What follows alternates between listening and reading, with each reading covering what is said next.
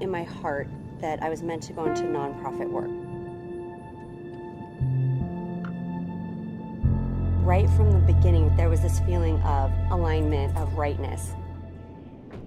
The fact that it called to me personally was really powerful. Just the right place and the right thing, and for the right reasons. When we can remember that we're all in it to provide excellent patient care or excellent research and really fight cancer, that opens us up to a whole new possibility of how we can treat each other. Compassion is something we're good at. And if we expand it out to our coworkers, I really feel like it allows us to provide better patient care. It allows us to be more patient with each other. It allows us to be more forgiving, to remember that without compassion, we can't even get off the ground. It's every nurse's compassion, every multidiscipline team, every physician, the compassion that they have to care for a patient. And that compassion and that excellence shows how much we shine compared to some other places. Taking care of somebody here in the hospital around the clock, they're there for them, and then also making sure that they take care of the siblings at home. So it's the nurses on that unit that really help connect and be part of that family. They become just like partners with the parents, and it's that compassion and care. And if you ever see the pediatric nurses working with the parents, you would think that they were just one big family.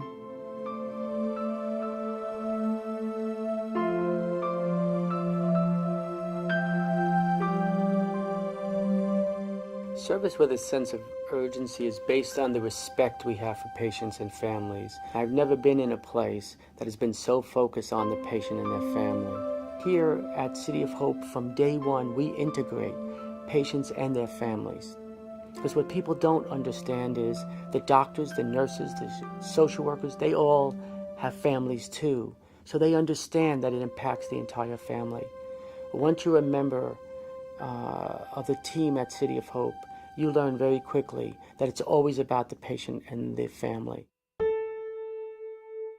They're scared, frightened, unsure, uncertain. You want to put them in a good spot, help others get through it, because there's a lot of people that walk in these doors out here that need that little extra pinch of optimism, hope, light at the end of the tunnel type thing that, helps get them through what they're going through. The heart of any institution is the community in which it is in. When you think about City of Hope, the first thing you see when you walk into the building, the first people are the volunteers. Our volunteers, most of whom are former cancer patients, have transcended this illness and are now giving back. Our volunteers give back of their time, their wisdom, their knowledge, their experience, and most of all, they're a testament to hope and life. We were unable to find a bone marrow match for my stepsister. From diagnosis, she lasted about a year. She felt sick one evening. She was taken to the ER by her husband, and they ran some tests. They gave her a preliminary diagnosis of kidney stones. And they, evaluated the test further. The next day, she got a call telling her that she has leukemia. You have to know that your case is special, that the people caring for you are the best you can get, and you're going to do everything you can to be on the positive side of whatever those statistics are that mean nothing. In 1973, my mother was diagnosed with a gastric cancer. She was a smoker. And by the time they found the gastric cancer, it was terminal. So they gave her 30 days to live. And what the surgeon said to my father in my presence is, take her home. There's nothing we can do for her. That is a quote. So my mother died in terrible pain. And I watched it, and my family watched it. We were at her bedside constantly.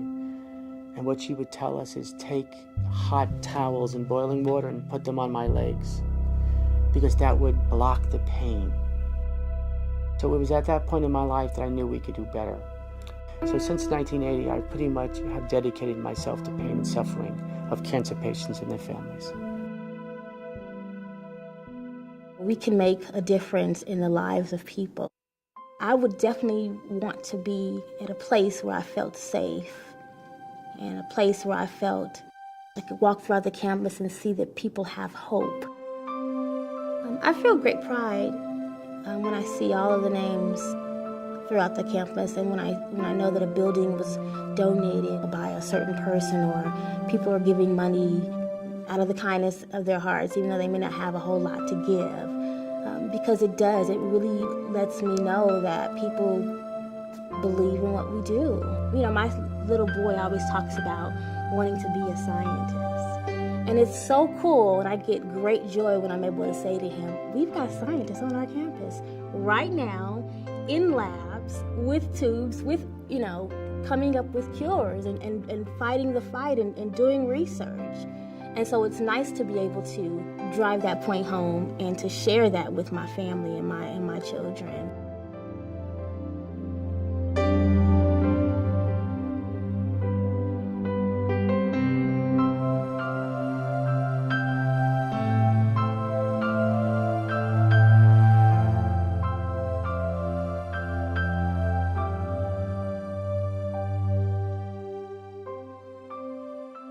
We're training generations, I'll say, of scientists and clinical investigators who are, again, very focused in terms of their intellectual curiosity. Doing basic research in a place such as City of Hope is a big deal to me. City of Hope puts a lot of emphasis on diversity and inclusion. I'm proud just being here. I actually have a lot of family members that are diabetic, and my grandfather actually passed away because of diabetes. So it's a very close issue to me. We've got remodels always happening here at City of Hope. And the most recent building that we put up is the Mini Center. It gives us a house for donors who want to donate blood and platelets for our patients here at City of Hope, because we are in constant need of that commodity. Here at the City of Hope, we are working together with basic researchers alongside with clinicians. They really bring real hope to cases that seem impossible. I like coming here. It's quiet time. It feels good that you've done something and you see the work come to fruition.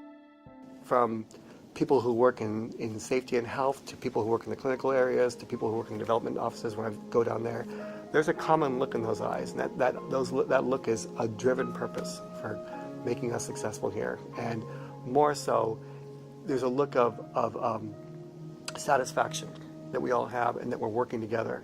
And I want to say to each of you, thank you. It's important that you know that as a former patient, your work before brought me here, gave me life, 19 years at this point that I wouldn't have otherwise had. But here, the bottom line is lives. It's tomorrow's miracle. Time. That's our mission, to try and give people time. What we know about cancer now is so different than when I was training in the 80s. At that time, it was about we were going to find the cancer gene. We were going to find the magic bullet. We were so naive. Everyone's cancer is almost like their individual fingerprint.